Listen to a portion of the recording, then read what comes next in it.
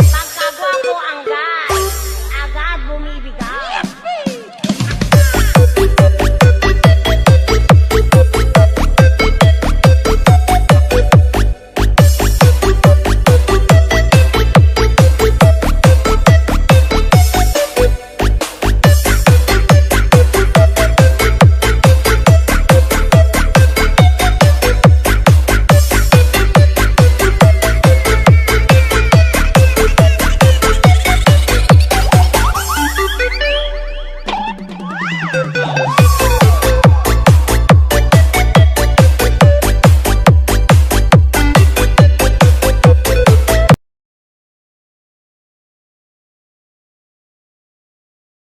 Showing worn bearing po.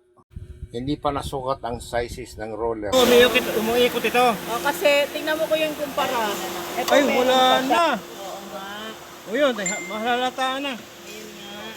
Paglagay ng tinapay, ako sana na siyang binabalutan ng machine ng sunod-sunod.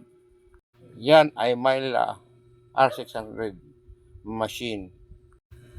Multiple bread pastry packaging. Yan machine ay bago pa, hindi ako allowed mag-touch yan kasi under warranty.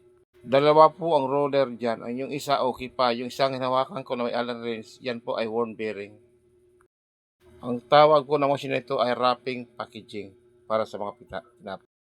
Dahil sa sobrang tigas, ano muna natin ng WD-40, ibabad muna natin mga parehas po size ng bearing kasi walang available sa stock market. Last option ay initin natin ang tornilyo dahil sobrang pagkahigpit, di madala ng Allen wrench. Dalaw na kami po ang nagtanggal, ayaw mabunot. Iyan po ang roller na bunot na po.